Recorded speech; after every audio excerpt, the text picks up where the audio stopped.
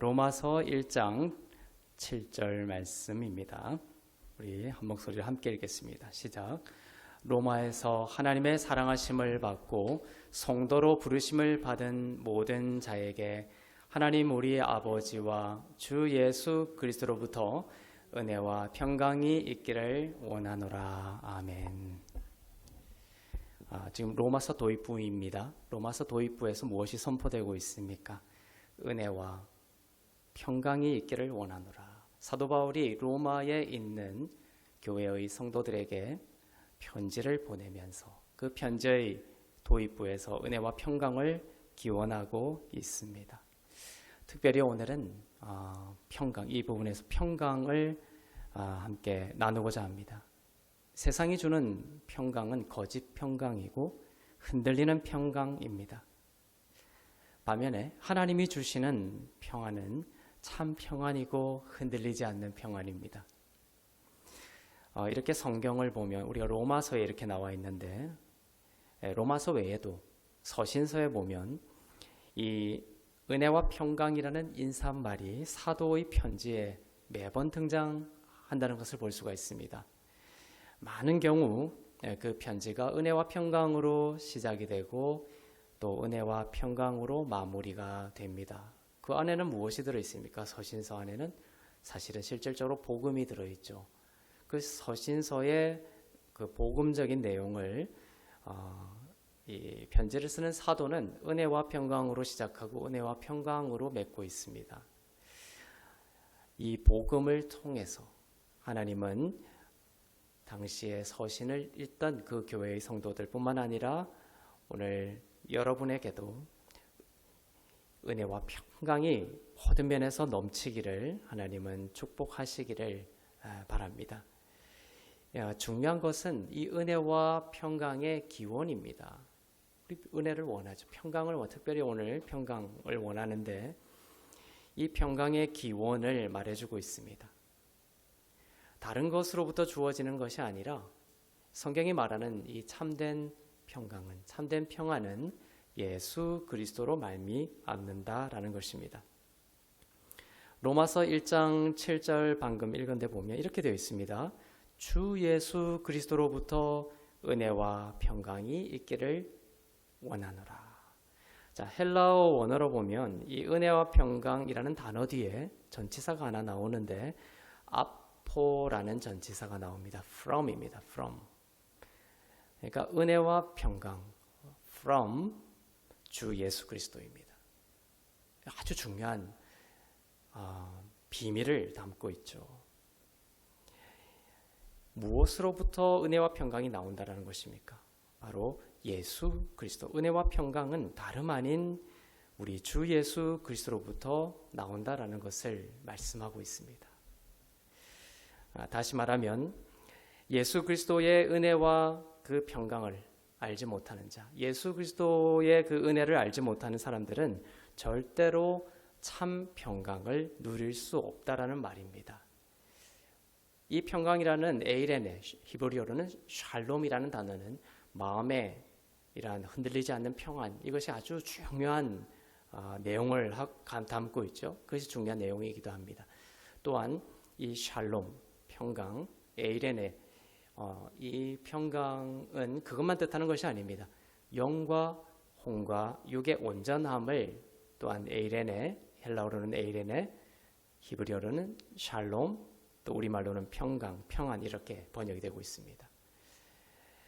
세상 사람들은 이 평강을 얻기 위하여 참 많은 곳을 찾아다니고 많은 것을 추구합니다. 요가도 하고 명상도 하고. 하지만 오늘 성경이 주는 비밀은 무엇입니까? 참된 평강은 예수 그리스도를 알지 못하고서는 절대로 참된 평강에 이룰 수 없다라고 합니다. 예수 그리스도께서 십자가에서 하신 일 때문에 주어지는 은혜이고 평강입니다. 예수님이 십자가에서 하신 일은 절대로 불완전하지 않죠. 평강이라는 것은, 완전한 평강이라는 것은 다 이루심으로부터 오는 것입니다. 예수님의 십자가에서 다 이루어졌다라고 했습니다. 죄에 대한 것을 다 이루셨고 우리에게 의를 주시기 위한 그 의에 대한 모든 값을 치르신 것이에요. 완전하게 말입니다. 정말 다 이루셨기 때문에 이제는 불완전한 평강이 아니라 참되고 온전한 평강이 우리에게 주어지게 되었습니다. 그럼 세상 사람들이 추구하는 평강, 그 평강은 무엇이란 말입니까? 거짓 평강이라는 것이죠. 사도 바울이 서신서마다 이 은혜와 평강을 인사말로 쓰고 있는 이유가 무엇입니까? 무엇을 따다가 쓴 겁니까?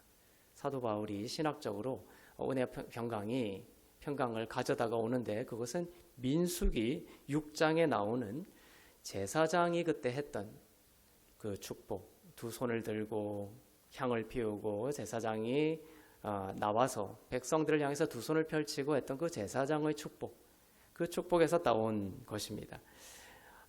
제사장의 축복 구절을 보겠습니다. 민수기 6장 25절에서 26절 말씀입니다. 시작.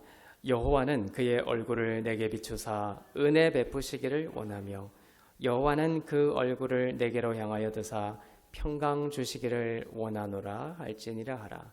자, 여기서 제사장이 했던 축복은 바로 이 크게 은혜와 평강입니다.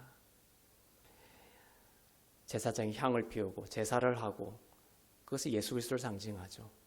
그렇게 하고 나온 뒤에 그것이 받아들여지면 제사장이 나와서 백성들에게 했던 축복이 바로 이 은혜와 평강입니다. 그것을 사도가 바울뿐만 아니라 베드로와 이 사도들이 서신서를 쓸 때마다 복음을 전하기 위한 그 서신서를 쓸 때마다 앞뒤에 제사장의 축복으로 수신자들에게 축복을 기원하고 있는 것이죠. 방금 읽은 민수기 6장 25절에서 26절 이 장면은 제사장이 나실인의 희생을 근거로 해서 이스라엘을 축복하는 장면으로 연결이 되고 있습니다. 이 축복의 내용이 바로 은혜와 평강이죠. 나실인과 연결이 되어 있다는 것을 본문 말씀을 쭉 보면 알 수가 있습니다. 나실인은 누구입니까? 하나님께 구별하여 바쳐진 자들이었습니다. 그래서 이 나실인은 예수 그리스도를 예표하는 사람들이었습니다. 여러분이 잘 아는 나실인이 누가 있습니까? 삼손이 있죠. 사사기에 나오는 삼손도 나실인이었습니다.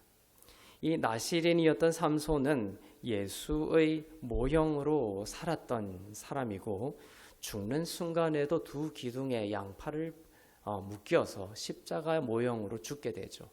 죽는 순간까지도 이 삼손은 예수의 모형을 우리에게 비추면서 죽어갑니다. 이 나실인이죠. 마태복음 2장 23절을 보겠습니다. 시작. 나사렛이라는 동네에 가서 사니 이는 선지자로 하신 말씀에 나사렛 사람이라 칭하리라 하심을 이루려 함이라. 자, 여기서 어원을 이렇게 공부를 해 가다 보면은 여기에 나사렛, 예수님이 나사렛 사람이었죠. 이 나사렛 사람인 예수님인데 이 나사렛이라는 단어가 나실인에서 나온 것입니다. 나사렛 사람이 바로 나실인을 상징하고 있습니다. 그러니까 제사장이 그 민수기 6장에서 나실인을 기초로 하여 은혜와 평강을 축복하고 있죠. 그러니까 은혜와 평강은 진정한 나실인으로 이 세상에 오신 예수 그리스도를 통해서 우리에게 주어지는 선물이라는 것을 보여주고 있습니다. 평강의 기초가 무엇입니까? 평강의 기초는 예수님이신데 또 다른 표현으로 하면 의입니다. 평강은 의와 한 세트라고 보시면 됩니다. 인간의 의 말고 선물로 거저 주시는 하나님의 의가 바로 여러분, 우리의 것이 되었기 때문에 우리는 평강을 누립니다. 순서가 뒤바뀌지 않습니다. 성경은 평강 다음에 의가 오지 않습니다. 항상 성경은 의가 선포되면 그 뒤에 뭐가 따라옵니까? 평강이 따라옵니다. 의가 없으면 평강이 없다는 것이에요. 의가 있음으로 하여 우리에게 평강이 주어지는 것입니다. 로마서 5장 1절을 보겠습니다. 시작. 그러므로 우리가 믿음으로 의롭다 하심을 받았으니 우리 주 예수 그리스도로 말미암아 하나님과 화평을 누리자. 이렇게 되어 있습니다. 자, 보십시오. 자, 믿음으로 의롭다 하심을 입게 되었습니다. 그렇죠? 우리가 믿음으로 의롭다. 여러분, 믿음으로 의로운 사람들이 되었습니다. 그렇게 함으로써 무엇이 따라옵니까? 주 예수 그리스도로 말미암아 하나님과 화평을 누리게 되었습니다. 평안, 여기서 화평이 에이렌의 히브리어는 샬롬, 평강, 평안, 화평입니다. 자, 그 기초가 무엇입니까? 믿음으로 의롭다 하심을 얻었기 때문입니다. 자, 그러면 다르게 한번 생각해 볼까요? 자, 믿음으로 의롭다 하심을 받았기 때문에 평강이 오게 되는 것입니다. 그러면 행위로 의롭다함을 얻으려 하면 평강이 있습니까? 없습니까? 없습니다.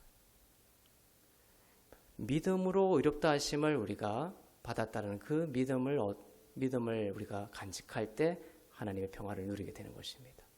또한 또 다른 질문을 해보겠습니다.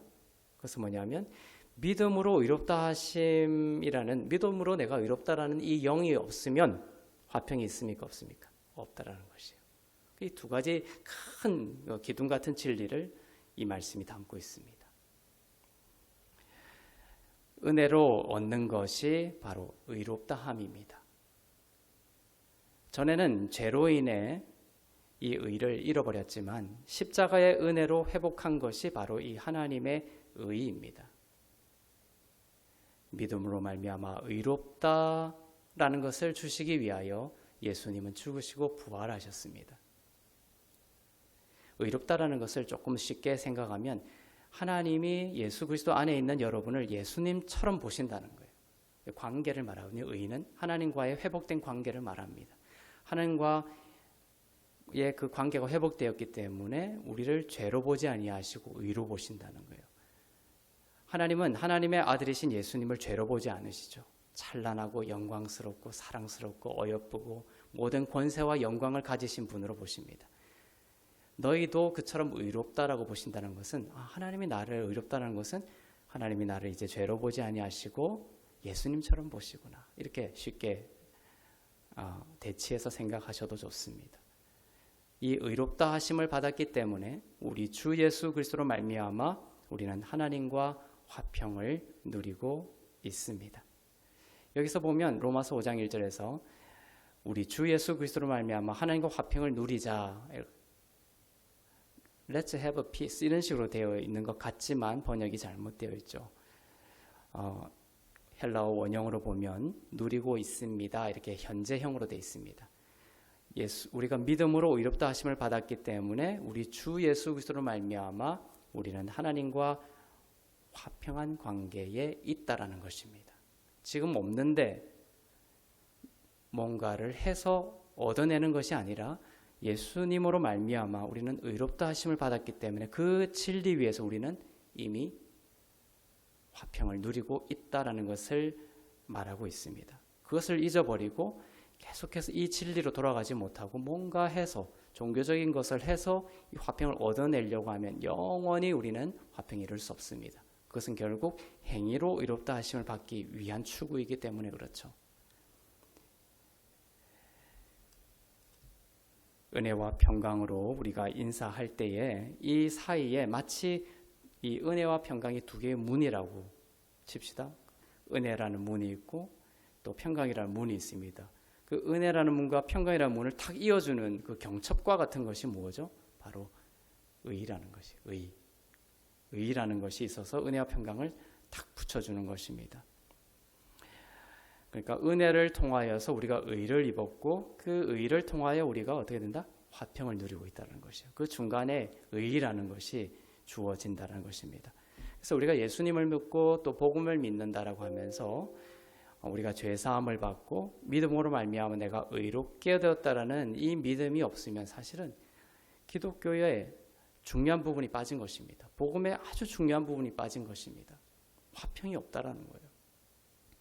끝없이 내가 하나님과의 관계 속에서 의를 잃어버린 불완전한 하나님이 나를 예수 그리스도처럼 바라보는 것이 아니라 계속해서 나에게 죄를 찾으시고 나의 흠을 발견하고자 하시고 나를 불완전한 자로 바라보시는 그러한 어떤 영으로 가득 차 있으면 평강이 없다라는 것이에요. 그러니까 의라는 것을 우리는 항상 복음을 가진 여러분들은 중심에 두어야 합니다. 그래서 복음에는 하나님의 의가 나타난다고 분명하게 이야기하고 있습니다. 이것은 제가 로마서 강의를 하면서 끝없이 반복할 거예요. 왜냐하면 은혜의 복음에 핵심 중에 핵심이기 때문입니다. 우리가 복음, 예수 믿고 나는 복음을 전하고 다녀. 예수 믿고 나는 복음을 알아 하지만 진짜 물어보면요. 믿음으로 의롭게 되었다는 이 의에 대한 신앙이 없습니다. 많은 사람들이. 복음을 모르는 거죠. 로마서는 복음에는 하나님의 의가 나타나서 믿음으로 믿음에 이르게 한다는 이 복음을 분명하게 선포하고 있는데도 그게 안 보이는 것이죠. 그래서 많은 사람들은 어떤 신앙을 가지고 있습니까? 복음에는 인간의 죄가 나타나서 이렇게 알고 있죠. 그래서 끝없이 예수 믿는 사람들은 내 죄를 고백하고 죄가 계속 드러나서 그 죄를 또 주님께 회개하고 또 용서받고 회개하고 용서받고 이런 끝없는 어떤 나의 죄를 계속 드러내는 것이 이 복음의 핵심인 것처럼 살아가고 있지만 복음 아니라는 거예요. 그것은. 그 죄를 예수께서 도말하시고 씻으시고 죄로 보지 아니하시고 이제는 믿음으로 의롭다라고 보시는 것이 복음의 완성이라는 겁니다. 이것을 알 때 참된 평강이 우리에게 온다는 것입니다. 그것을 모르기 때문에 많은 사람들이 예수를 믿는다고 하면서도 복음을 안다고 하면서도 참된 평강에 이르지 못하고 있는 것입니다. 예수님은 십자가를 지시기 전에 내가 너희에게 평강을 주겠다라고 말씀하시죠. 다락방 강화에서 내가 너희에게 평강을 주겠다. 세상이 줄 수 없는 평강을 너희에게 주겠다. 그리고 예수님은 그 약속대로 진짜 부활하신 이후에 제자들에게 나타나셔서 그 첫 말씀이 무엇이에요? 너희에게 두려워하지 말라. 너희에게 평강을 주노라. 진짜 약속대로 다락방 강화에서 했던 약속처럼 부활하신 이후에 제자들에게 나타나셔서 평강을 주셨습니다. 요한복음 20장 19절에서 20절 말씀입니다. 그 많은 말씀들이 많잖아요. 그런데 왜 자꾸 평강으로 부활하신 이후에 얼마나 하실 말씀이 많겠어요? 그런데 가장 처음 꺼낸 말씀이 평강입니다. 그리고 그 말을 마칠 때도 평강입니다. 평강과 평강 사이에 뭘 보여주시냐면 손자국 못 박힌 손과 이 허리에 창자국을 보여주시는 거예요. 진짜 내가 부활했다 이겁니다. 부활의 증거를 보여주시면서 부활의 증거가 뭡니까? 의를 말하고 있다고 했죠. 그 의 때문에 완벽한 평강이 너희에게 주어졌다는 것입니다. 요한복음 20장 19절 1부터 20절을 보겠습니다. 시작. 이날 곧 안식 후 첫날 저녁에 제자들이 유대인들을 두려워하여 모인 곳에 문들을 닫았더니 예수께서 오사 가운데 서서 이르시되 너희에게 평강이 있을지어다. 이 말씀을 하시고 손과 옆구리를 보이시니 제자들이 주를 보고 기뻐하더라. 예수께서 또 이르시되 너희에게 평강이 있을지어다. 아버지께서 나를 보내신 것 같이 나도 너희를 보내노라. 평강이 얼마나 주님이 여러분에게 원하시는 귀한 생명인지를 아시겠죠. 부활 이후에 평강을 주셨습니다. 전에는 없던 종류의 평강입니다. 이것은 전에는 없던 평강입니다. 아시겠죠? 그래서 예수님이 다락방 강화에서 내가 너희에게 평강을 준다. 이 평강은 세상이 줄 수 없는 평강이다라고 말씀하셨고 부활 이후에 나타나셔서 이 평강을 그냥 앞뒤로 그냥 햄버거의 빵처럼 부활을 탁 햄처럼 감싸주시면서 우리에게 먹여주시는 거예요. 이 평강이 우리에게 정말로 중요하다는 것을 말씀합니다. 그 전에는 없던 종류의 평강입니다. 구약시대에는 있었던 평강입니까? 아닙니다. 신약에 새롭게 등장한 진짜 평강을 선포하신 거예요. 나의 의로는 취할 수 없었던 평강입니다. 자, 평강은 뭐와 연결된다고 했죠? 의와 연결된다고 했죠. 구약은 나의 의고 율법적 의죠. 그러니까 구약 때는 참된 평강이 있다 없다? 없습니다. 자, 이제 주님이 부활하셔서 나의 부활을 보여주시면서 진짜 평강을 선포합니다. 이것은 구약과 다른 새로운 평강인 거예요. 왜? 이 의라는 것은 구약의 의가 아니라 이제 믿음으로 말미암는 의를 주셨기 때문에 그렇습니다. 요즘 세상 사람들이 명상이나 요가 같은 것으로도 취할 수 없는 평강입니다. 또 하나님을 믿는다 하고 하던 열심히 믿던 그 구약 사람들도 취할 수 없었던 평강입니다. 부활 후에 주신 평강이죠. 부활로 인해서 선물로 이 의를 주셨고 하나님의 의를 입은 자만이 이 평강, 샬롬을 누릴 수 있습니다. 나는 그리스도 안에서 의롭습니다. 이것을 계속 우리가 묵상하고 그 진리 안에 깊이 들어가면 평강이 물밀듯이 밀려옵니다. 저도 엄청나게 지금 이제 이 나이까지 이제 진리를 알고 나서 그 전과 후를 알죠. 그 전에 제 신앙은 주님 저는 죄인입니다. 저는 너무나 많은 죄를 지었습니다. 주님 나의 죄를 주님이 보시죠. 이러한 신앙이었어요. 평강이 없습니다. 절대로 평강이 없습니다. 그러나 내가 이 은혜 복음의 진리를 알고 나서 주님이 나에게 하시는 말씀은 무엇입니까? 나는 그리스도 예수 안에서 의로운 자가 되었습니다. 주님이 십자가에서 하신 그 죽음과 부활로 인해 나는 믿음으로 의로운 자가 되었습니다. 이렇게 고백했더니, 이렇게 묵상하고 그 진리 안에 머물렀더니 이제는 이전에 누리지 못했던 참된 평강이 나의 모든 두려움을 잠식하고 씻어내고 나의 영혼을 참된 평강으로 채우는 것을 느끼게 되었습니다. 이 참된 평강을 여러분들도 날마다 경험하는 은혜가 있기를 진심으로 바랍니다. 평강이 있을지어다 라고 하시면서 손과 옆구리를 보여주시죠. 부활을 우리가 믿을 때, 부활을 믿을 때 참 믿음으로 말미암는 의로움이 우리에게 선포되는 것이고, 그 의를 통하여서, 믿음으로 말미암는 의를 통하여 하나님과 우리 사이의 그 평강을 우리가 누리게 된다라는 이 진리를 계속 보여주고 있는 것이죠.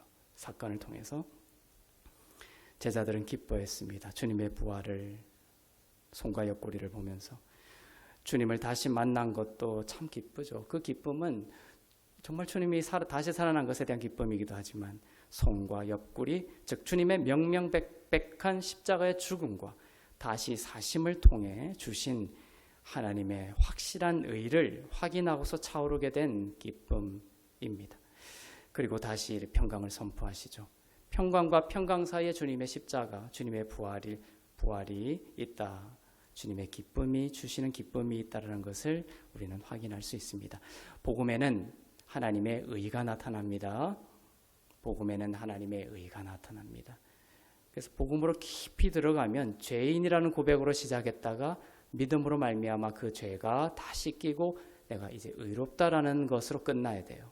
그렇게 기도는 그렇게 일어서야지, 여전히 주님 나는 죄인입니다라는 데서 일어서면 주님과의 화평한 상태로 끝나는 기도가 아닙니다. 그게 응답하지 않습니다. 절대로. 주님은 화평한 자에게 하늘의 문이 열리고 그 평강을 가지고 하나님의 모든 은사와 선물과 능력이 나타나는 거예요. 그래서 평강을 선포하고 제자들을 보내는 거죠. 평강이 있을지어다 하고 아버지께서 나를 보내신 것 같이 나도 너희를 보내노라. 죄인인 상태로 못 보내는 거예요. 의롭다 너희들은 이제, 그러면서 완벽한 평강을 선포하면서 세상으로 보내는 겁니다. 그러면서 그 세상으로 보낼 때 모든 능력과 권세와 은사와 생명을 충만하게 부어주시는 거예요. 죄인이라는 고백 위에 부어줄 수 없기 때문에 그렇습니다. 하나님의 일과 하나님의 능력과 하나님의 손과 발이 되어서 열방 가운데 보낼 때에 하나님은 의로움을 기초로 해서 주시는 이 평강을 우리에게 충만케 하심으로 세상 속에 보내는 거예요. 이 예배를 마치고 여러분 다시 또 세상 속에 보냄을 받습니다. 그때 여러분에게 하나님 예수님이 주시는 선포와 약속도 똑같습니다. 평강이 너희에게 있을지어다. 믿음으로 말미암아 너희는 의로우니 너희에게 평강이 있을지어다. 아버지께서 나를 보내신 것 같이 내가 다시 너희 가정에 보낸다. 너희가 직장에 보낸다. 그래서 어떤 것에도 흔들리지 않는 그런 참된 평강으로 그 자리에 설 수 있기를 바랍니다. 평화로우면 변화가 일어납니다.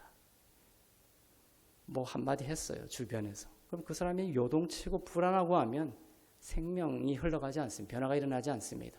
그러나 어떠한 말 가운데서도 진리 위에 서서 내가 평화롭고 평강하고 미소 지을 수 있고 여유가 있으면 반드시 세상 깜짝 놀라고 변화를 겪게 되는 거예요. 자녀들이 떼를 쓰고 그냥 억지를 부리고 또 두려움 가운데 또는 분노 가운데 부모님에게 이렇게 할 때도 부모님이 그게 휩싸여 가면 끌려다니고 휩싸여 가면 변화는 일어나지 않습니다.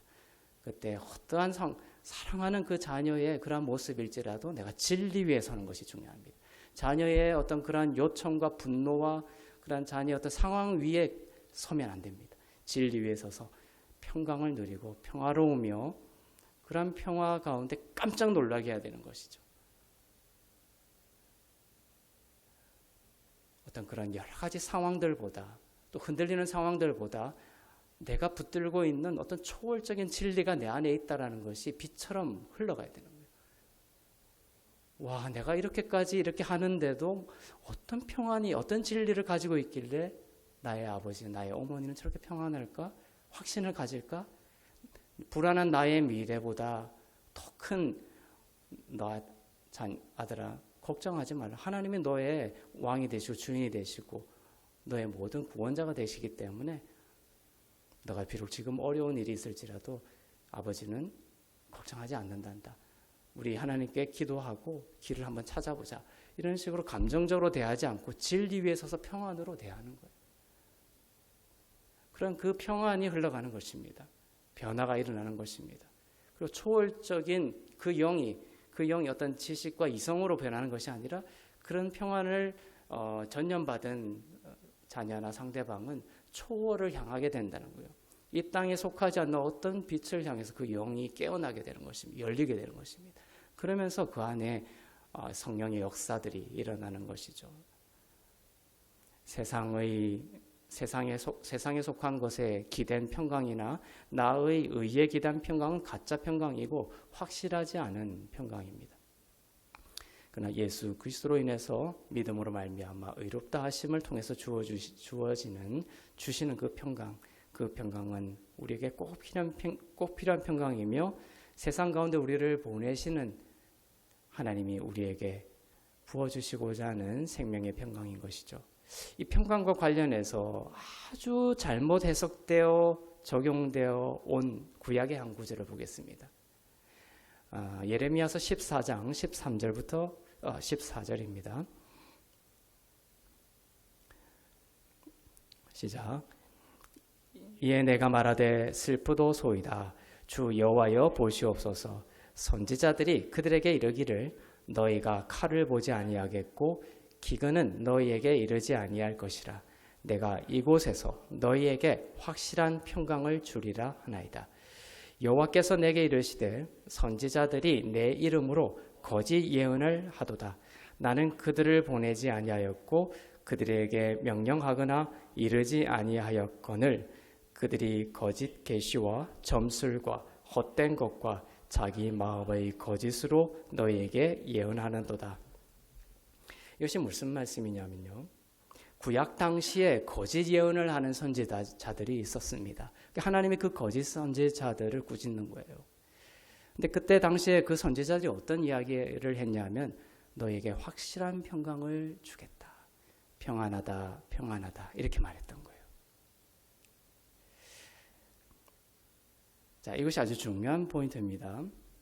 이 예레미야 이 구절을 말씀을 그대로 신약에 가져오는 사람들이 있어요. 그런 가르치는 자들이 있고 사람들이 있습니다. 당시의 거짓 선지자들은 이렇게 말했습니다. 너희가 칼을 보지 않을 것이다. 기근이 이르지 않을 것이다. 너희에게 확실한 평강을 주리라 이렇게 말했죠. 그런데 예수님이 오셔서 무슨 말씀하셨죠? 확실한 평강을 너희에게 주노라고 말씀하셨던 거예요. 예수님은 왕이시기도 하고 선지자이시기도 하고 제사장이시기도 하셨죠. 그렇게 선지자로서 이렇게 말씀하신 거예요. 너희에게 확실한 평강을 주노라. 구약과 다른 평강을 주노라 이렇게 했습니다. 자, 구약 시대 때는 무엇이 거짓이고 신약 때는 무엇이 거짓인가 바뀌어 버린 거예요. 아시겠어요? 자, 구약 당시에는 이렇게 예언했습니다. 거짓 선지자들이 확실한 평강을 너희에게 준다. 그런데 이러한 구절들을 오늘날에도 여전히 구약적인 관점으로 가져와서 교회에 선포하면 그 해석이 바로 거짓 선지자의 예언이 되고 만다는 것을 사람들은 잘 모릅니다. 이것이 참 아픈 구석이에요. 구약을 신약의 필터를 통하여 예수님을 통하여 읽어내지를 못하는 거예요. 그래서 예레미야서의 이런 것들을 그대로 가져와서 성도들을 채찍질하고 때려버립니다. 지금 평안하다 이렇게 생각하는 사람들이 있죠. 거짓 선지자입니다. 거짓 선지자의 예언을 들은 거 이런 식으로 가는 거예요. 절대로 확실한 평강 가운데 이르지 못하도록 성도들을 채찍질합니다. 이 구절을 가져와서. 이 구절을 그대로 가져와서 설교자들은 이렇게 이야기하죠. 봐라, 확실한 평강을 이야기하는 것은 잘못된 것이다. 칼이 올 것이라고 말해야 한다. 예수를 믿더라도 죄를 지으면 칼과 기근이 임하고 멸망할 것이고 구원에서 끊어질 것이고, 그래서 아무리 예수를 믿었다 하더라도 평안하다, 평안하다라고 말하는 것은 거짓 예언이다, 이렇게 말합니다. 설교자들 거짓, 그렇게 말을 하죠. 그런데 그 말이 신약 시대에는 바로 거짓, 그 목사님이 바로 거짓 선지자인 거예요. 그 말과 그 해석이 바로 거짓 예언이라는 것을 그들은 모릅니다. 예레미야 당시 구약 시대에는 확실한 평강이 있을 수 없는 시대였습니다. 그들이 드렸던 제사는 불완전한 제사였고 짐승의 속죄의 효력도 1년뿐이었습니다. 구약의 제사가 말하고자 하는 것이 무엇입니까? 구약의 제사가 하는 말은 뭐냐면 이 제사 아니다라는 것을 말하는 거예요. 구약의 그 제사는 불완전성을 말하고 있죠. 장차 오실, 예수가 오실 그때에 그 제사가 영원한 제사이며 그 제사를 통하여 확실한 평강이 주어질 것이다. 이것을 그 구약의 제사가 말하고 있는 것이죠. 그러니까 구약의 선지자들이 와가지고 평안하다, 평안하다 하면 거짓 선지자입니다. 구약 때 선지자들이 와서 이제 너희에게 재앙이 닥치지 않을 것이다, 모든 확실한 평강이 너에게 올 것이다, 그 거짓 선지자입니다. 그런데 이제 예수님이 오셨습니다. 영원한 제사로 드려지셨습니다. 이제 가르치는 자들이 강단에 서서 예수의 이름을 부르며 무엇을 선포해야 됩니까? 예수의 이름으로 여러분에게 확실한 평강이 왔습니다라고 선포해야 되는 거예요. 여전히 예레미야 24장을 가져와 가지고 봐봐라, 확실한 평강을 얘기하는 것은 거짓 선지자들이라고 하지 않느냐, 오늘날에도 그렇게 말하면 안 된다, 이렇게 얘기하는 그 사람이 바로 거짓 선지자이게 된 거예요. 구약시대에 만약에 선지자가 확실한 평강을 이야기했다면 그것이 바로 거짓 선지자. 그러나 예수님이 오셔서 새 언약, 신약의 시대를 여셨습니다. 구약시대 때는 끝없이 하나님의 심판대 앞에서 인간의 죄가 노출되는 시대였죠. 확실한 평강이 없습니다. 그러나 새 언약이 성취되고 히브리서에서 뭐라고 말씀하십니까? 8장에서 이제 너희의 허물과 죄를 내가 보지 아니하겠다. 평강이 있습니까? 없습니까? 확실한 평강, 확실한 평강이 오게 된 것입니다. 그래서 로마서 5장에서뿐만 아니라 주님이 부활하시고서도 계속 이 평강, 없었던 평강, 새로운 평강, 영원한 평강을 계속 선포하고 계신 것입니다. 예수님 이전에는 없었던 확실한 평강을 주님은 우리에게 주셨습니다. 그래서 너희에게 평강을 주노니 세상이 줄 수 없는 평강을 너희에게 주노라. 그리고 이 평강을 부활 후에 제자들에게 나타나셔서 평강을 너희에게 끼치노라 하며 평강을 주셨던 것입니다. 이 평강은 확실한 평강입니다. 이제 우리는 왕 같은 제사장이고 또 예수님처럼 우리를 보시기 때문에 우리는 왕이자 우리도 제사장이자 우리는 또한 선지자입니다. 우리는 선지자로서 이렇게 선포할 수 있어야 합니다. 세상에, 그리고 우리 자신에게도 이렇게 선포할 수 있어야 됩니다. 주 예수 그리스도 안에서 확실한 평강이 나에게 주어졌다. 믿음으로 말미암아 의롭다 하심을 입었기 때문에 나는 하나님과 확실한 평강 가운데 있다. 나는 평안하다, 평안하다. 내 영혼은 평안하다. 아시겠죠? 구약시대 때는 평안하다, 평안하다 거짓입니다. 그러나 신약에서는 주 예수 그리스도로 말미암아 의롭다 하심을 입었기 때문에 이제는 평안하다, 평안하다 선포할 수 있고, 평안하다, 평안하다 선포할 때에 진짜 평안이 우리의 삶 가운데 펼쳐지는 것입니다. 선포기 때문에 그렇습니다. 진리에 기초한 선포대로 이루어지는 거예요. 구약시대 때는 진리가 아니기 때문에, 평안함이 진리가 아니기 때문에 아무리 평안하다 평안해도 이루어지지 않습니다.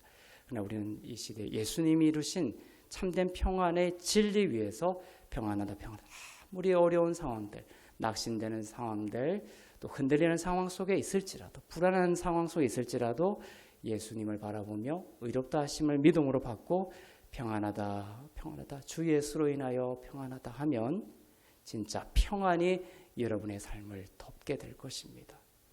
예수를 믿지만 너의 구원은 아직 확실하지 않다라는 그 기초 위에서 가르치는 설교와 메시지들을 분별할 줄 알아야 됩니다. 막 가슴을 뜨겁게 하는 설교자들이 있죠. 메시지들이 있습니다.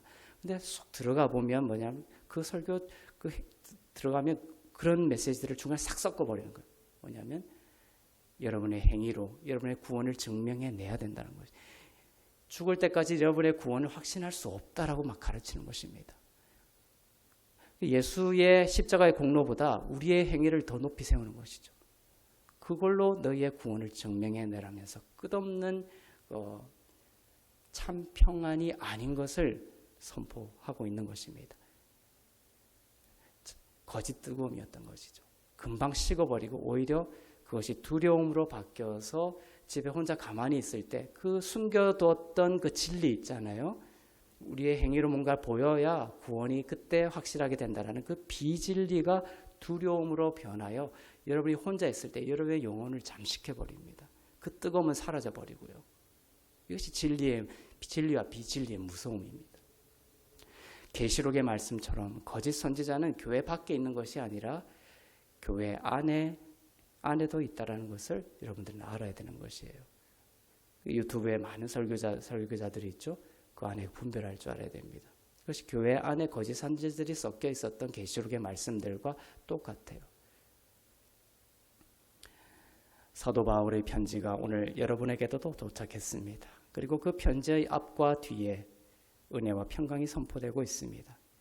그리고 그 사이에 여러분의 인생이 있습니다. 여러분은 영생을 얻은 자이며 영생은 말 그대로 영원한 생명입니다. 이리저리 불확실하게 흔들리는 생명을 두고 영원한 생명이라고 하지 않습니다. 영생할 때 영원한이라는 것이 아이오니오스랍니다. 아이오니오스. 영원한 하나님이라고 할 때도 아이오니오스를 씁니다. 영원한 똑같은 거예요. 자, 영원한 하나님이 변하십니까? 불변하시죠. 그러니까 아이오니오스 생명, 아이오니오스 조회, 영원한 생명, 우리에게 주신 그 영원한 생명은 취소될 수 있습니까? 영원한 하나님처럼 영원한 생명의 성질도 똑같아요. 인간의 행위로, 인간의 죄로, 인간의 허물로 영원한 하나님의 영원성을 피할 수 없는 것처럼 우리에게 주신 영원한 생명도 인간의 어떠함으로 주신 것이 아니기 때문에 인간의 어떠함으로 취소될 수 없는 것입니다. 전적으로 십자가의 은혜로 주신 영원한 생명입니다. 어떤 낭망의 순간이 오더라도 여러분 예수님을 바라보면서 고백하시기를 바랍니다. 내 영혼은 예수님의 의 안에서 평안합니다. 지금 혹시 이 말씀을 듣는 분 중에 정말 그 가정이 지금 최후의 순간까지 깨질 지경까지 와서 불안과 공포에 깨진 유리처럼 파편화된 그런 상황 속에서 고통 가운데 있는 사람이 있습니까? 그것을 막 해결하려고 하는 그 다음입니다. 이 시간 진리 안으로 들어오십시오. 그리고 주님과의 관계 속에서 의로움을 선포하십시오. 나는 예수님이 하신 보혈의 능력으로 말미암아 의로운 자가 되었습니다. 우리의 가정은 예수 그리스도의 피로 말미암아 믿음으로 말미암아 의로운 가정이 되었습니다. 주님의 평강이 이 가정 가운데 있습니다. 선포하세요. 그걸 기다리지 마시고 있습니다. 그리고 지금 막 싸웠던 저 방에 있는 그 아내를 위해서 기도하십시오. 저 아내는 예수 그리스도의 피로 믿음으로 말미암아 의로운 자가 되었으니 우리 아내도 그리스도 하나님과 함께 평강을 누리고 있는 자입니다. 우리 가정에 하나님의 평강이 임하고 있습니다. 이렇게 진리를 계속 선포하면서 나가다 보면 내 안에 그 어둠이 그 진리에 앞서서 사로잡고 우리 가정을 깨려고 했던 그 어둠이 휩쓸려 가면서 참된 평강, 그 선포된 평강이 현실화되는 것, 경험되어지는 것입니다. 지혜가 생기는 것입니다. 그 감정이 누그러들고 진리 위에서 주시는 하나님이 주시는 지혜와 하나님의 주시는 말과 하나님이 주시는 새로운 감정들이 이렇게 올라오게 되어 있습니다. 그것을 따라서 차분하게 그 문제들을 풀어나가면 됩니다. 그러니 그 사람과 지금 가서 대면해서 막 싸우지 마시고 진리에 다시 서십시오. 그리고 평강을 선포하시고 의로움을 선포하시고 하나님과의 관계로 다시 들어가십시오. 그리고 그 모든 관계 속에 이 평강을 선포하시기를 바랍니다. 그 믿음의 고백을 따라서 여러분의 모든 삶과 가정과 또 무너진 모든 것들이 하나님과 화평한 관계를 가지게 되고 세상으로 보내신 하나님의 모든 뜻이 여러분에게 주신 그 평강을 통하여 다 선하게 아름답게 이루어지기를 주님의 이름으로 축복합니다. 기도하겠습니다.